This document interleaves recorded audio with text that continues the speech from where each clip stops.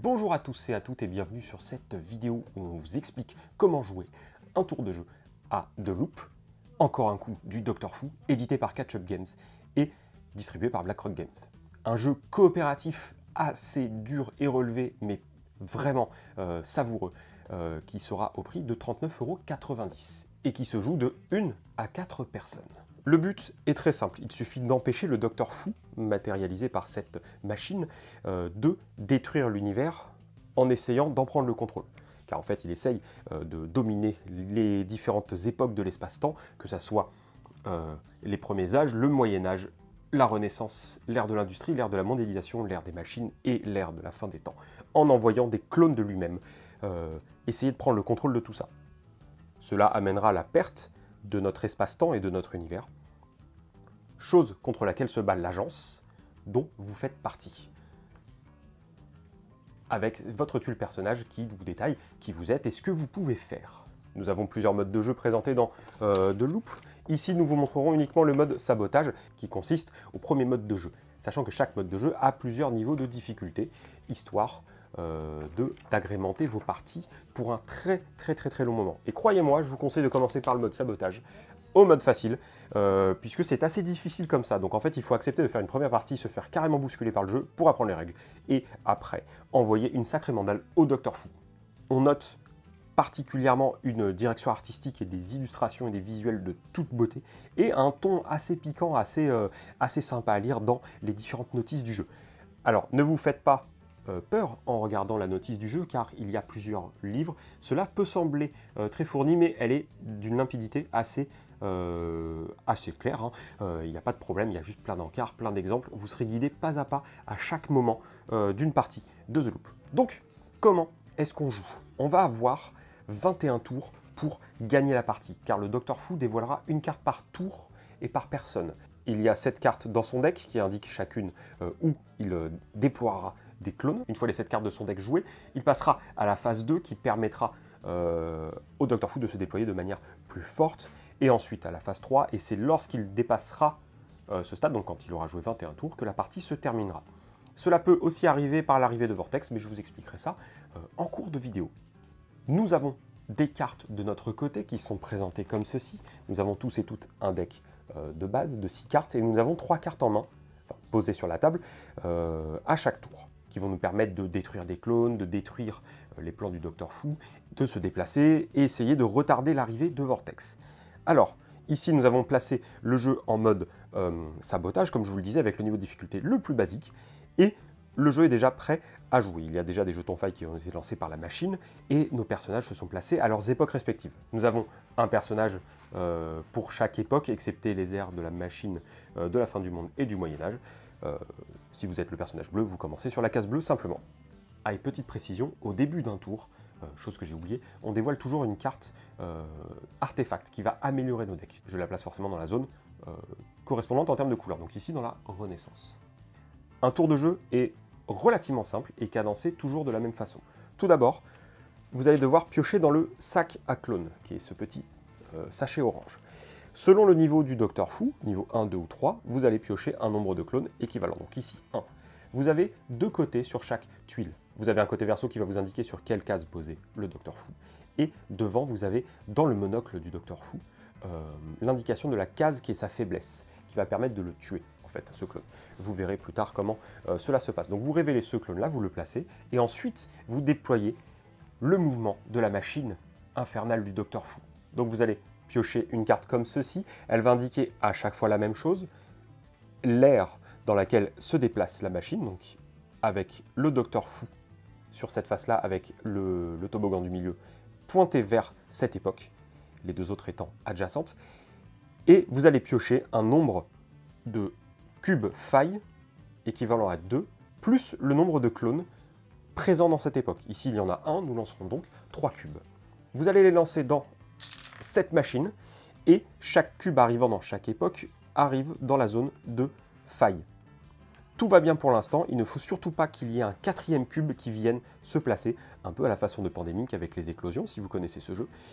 À ce moment-là, si il venait à placer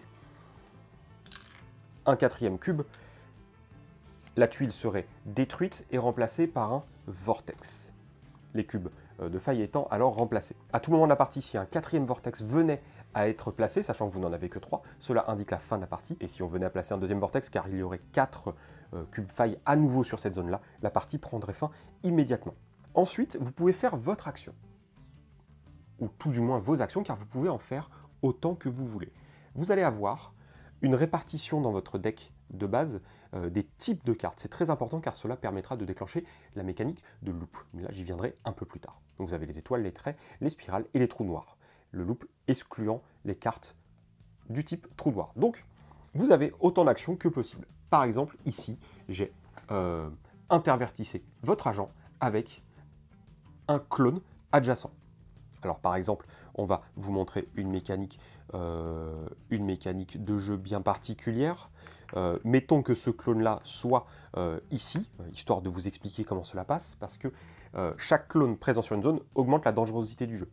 Et le but est de l'envoyer sur sa tuile de faiblesse. Ici, il faut le faire amener sur la zone bleue, donc l'ère des premiers âges, pour pouvoir le terrasser et le renvoyer dans son sac. Donc par exemple, mettons que je fasse ça, j'incline ma carte, hop, j'intervertis mon personnage avec celui d'un clone adjacent. Et du coup, comme il arrive sur la zone bleue, il est terrassé et retourne immédiatement dans son sac. Par exemple, je pourrais très bien dire que j'ajoute une énergie à une époque adjacente. L'énergie est très importante car elle permet de faire du loop. Et cela, je vais vous l'expliquer dans très peu de temps.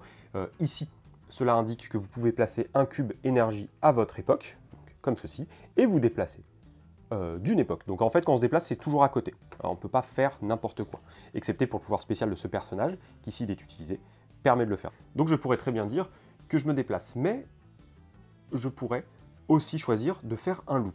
Pour information, un loop vous permet de retourner un type de carte, de les redresser très exactement, soit les étoiles, soit avec les traits, soit avec les spirales. Donc je vais dépenser un cube et retourner par exemple celle-là, qui me permettrait de rajouter une énergie, qui permettrait au collègue ou à la collègue de faire les choses correctement. Je vous avais dit qu'il y avait un pouvoir spécial pour ce personnage-là qui lui permet de se déplacer où il veut lorsqu'il utilise ce pouvoir de déplacement.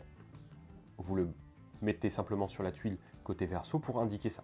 Si je termine mon tour et qu'il se trouve qu'il y a une carte disponible dans la zone où je m'arrête, je la prends et je la mets au-dessus de mon deck, qui permettra de jouer cette carte au prochain tour automatiquement. Ce qui me permettra par exemple ici d'ajouter un énergie à mon époque et de me déplacer où je veux. Ce qui me permet de me déplacer 2 fois dans le tour potentiellement où je veux. Alors comment gagner me direz-vous? Eh bien c'est assez simple. Il suffit de remplir 4 missions de sabotage. Vous allez avoir plusieurs choses. Par exemple un autre agent et vous-même êtes aux 2 époques adjacentes du Docteur Fou, donc ici et ici par exemple. Il suffira de le faire une fois par tour maximum pour valider. À chaque fois que vous validez un objectif, vous le posez ici. Et il faut que vous vous trouviez à la fin de votre tour sur une mission achevée pour l'archiver et la mettre de côté, vous avançant toujours un peu plus vers la victoire. Alors vous avez d'autres façons de le faire bien sûr. Ici, on peut mettre un cube en ajoutant une énergie à cette époque, 3 fois donc, alors qu'il y a déjà au moins une énergie à chaque époque, donc il va falloir blinder les énergies pour finir ceci. On peut avoir par exemple détruire un clone de chaque époque 6 fois sur les 7 possibilités, ce qui vous laisse un peu de largesse. Sachant que si un vortex vient arriver ici, la mission est bien entendu annulée, quel que soit votre niveau de progression. Ou encore, vous avez la possibilité de retirer un cube faille à une époque et de placer le cube sur la zone en question correspondant à son époque. À la fin de votre tour, une fois que tout ça est fait, vous défaussez ces cartes et vous en dévoilez 3 autres qui vous permettront de jouer à votre prochain tour. En bref, un jeu très malin, très relevé, avec une bonne dose de challenge, et puis encore une fois des illustrations et une direction artistique aux petits oignons, un humour et un ton décalé dans la notice. Il y a largement de quoi faire avec ce jeu, et il y a largement de quoi agrémenter vos soirées d'automne et d'hiver. En tout cas, on espère que cette vidéo vous a plu. Si vous avez la moindre question, n'oubliez pas que toutes les façons de nous contacter sont disponibles dans la description de la vidéo. Et d'ici un prochain passage dans notre magasin ou une prochaine vidéo YouTube, on vous souhaite une très bonne journée ou soirée, de très bons moments de jeu et surtout, prenez soin de vous car c'est important.